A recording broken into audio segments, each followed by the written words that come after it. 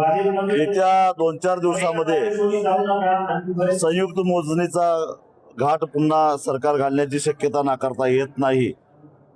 Police बंदोबस्तामध्ये संयुक्त मोजणी करण्याचा प्रयत्न पुन्हा एकदा करणार आहे। तो निश्चितच आम्ही हाणून पाडू। संविधानानं आम्हाला अधिकार दिलेला आहे, आमच्या मालमत्तेचं रक्षण करण्याचा अधिकार आहे।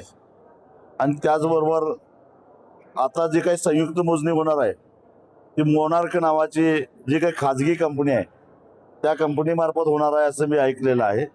या कुठल्याही खाजगी कंपनीच्या व्यक्तीला आमच्या परवानगीशिवाय आमच्या शेतामध्ये पाऊल ठेवायचा काही एक अधिकार नाही आहे।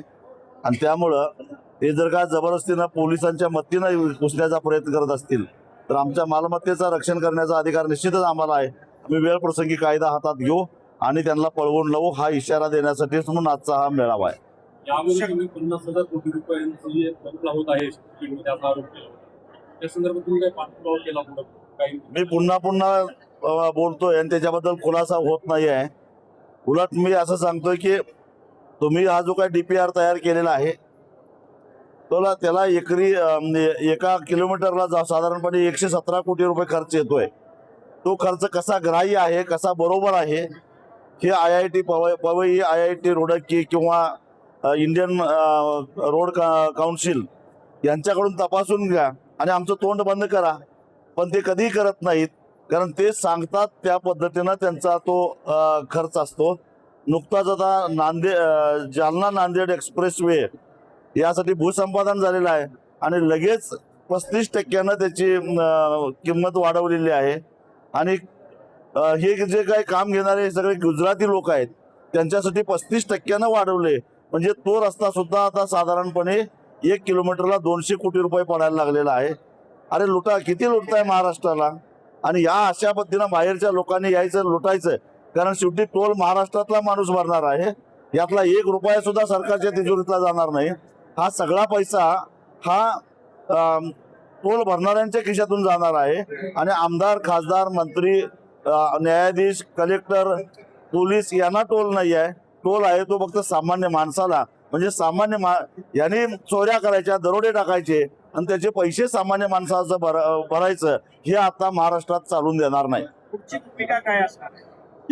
एकालाही शेतामध्ये पाऊल ठेवून देणार नाही। 12च्या 12 जिल्ह्यामधल्या शेतकऱ्यांनी असा निर्धार केलेला आहे। वारंवार विरोध केल्यानंतर ही राज्य सरकार कुठेतरी याच्याकडे सिरियसली बघत नाहीये, तर ह्याच्यासाठी कारण त्यांना 50,000 कोटीचा लोण्याचा गोळा खायचा आहे, त्यामुळे ते प्रयत्न करणारच। पण तो लोण्याचा गोळा त्यांच्या घशात जाणार नाही, त्यांच्या घशात शेतकऱ्यांच्या शेतातल्या बोरीचे काटे जातील। राज्यव्यापी आंदोलन काही होणार आहे का? आम्ही आता आमच्या शेतामध्ये राहूनच आंदोलन करणार आहोत, कारण ते आम्ही 2 वेळा आझाद मैदानावर गेलो। मुख्यमंत्री म्हणाले तुमच्यापेक्षा जास्त माणसं आम्ही आणू शकतो, तुमच्याकडे बहादुरी आणि माणसं भरपूर असतील, परंतु तुमच्यात काय दम असेल, हिंमत असेल तर आमच्या शेतात पाऊल टाकून दाखवा। शक्तीपीठ महामार्ग रद्द करा याच भूमिकेवर तुम्ही ठाम आहात? हो, एकदम ठाम आहे। आणि आम्हाला शक्तीपीठ महामार्ग नको आहे, गरज नसलेला आहे, त्याला समांतर रस्ता आहे। मी आज सकाळी जयसिंगपूरहून परभणीला अवघ्या 7 तासात पोहोचलो आणि मग 5 तासात पोहोचलो। जवळजवळ 550 किलोमीटर अंतर आहे। मग ह्याच्यापेक्षा वेगवान रस्त्याची गरजच काय? आणि या रस्त्याला समांतरच शक्तीपीठ महामार्ग आहे।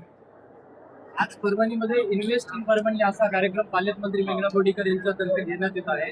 त्याच्यामध्ये शेतकऱ्यांच्या भल्यासाठी इन्व्हेस्टमेंट परभणीमध्ये यावी असे सीएम हे शेतकऱ्यांच्या भल्यासाठी नाही आहे, कमिशनसाठी आहे। आणि यांचं सगळं स्वरूप उघड झालेलं आहे आणि वेळोवेळी सगळं आम्ही अगदी आकडेवारी निश्चित बाहेर काढू। आमचं तोंड बंद करायचं असेल तर आमच्या आकडे चुकीचे आहेत, खोटे आहेत हे दाखवून द्या। सीएम देवेंद्र फडणवीस सुद्धा आवाहन केले की परभणीमध्ये शेतकऱ्यांच्या हितासाठी इन्व्हेस्ट करा। पालकमंत्री परभणी जिल्ह्यामध्ये शेतकऱ्यांचं हितच करायचं असेल तर परभणीच्या शेतकऱ्याच्या सोयाबीनला भाव द्या, आणि तो भाव मिळवायचा असेल तर पहिल्यांदा अमेरिकेबरोबरचा करार रद्द करा आणि किंवा करू नका, जो मुक्त व्यापाराचा करार आहे तो। परभणीच्या शेतकऱ्याच्या कापसाला भाव द्या, परभणी जर्मनीपेक्षाही श्रीमंत होईल।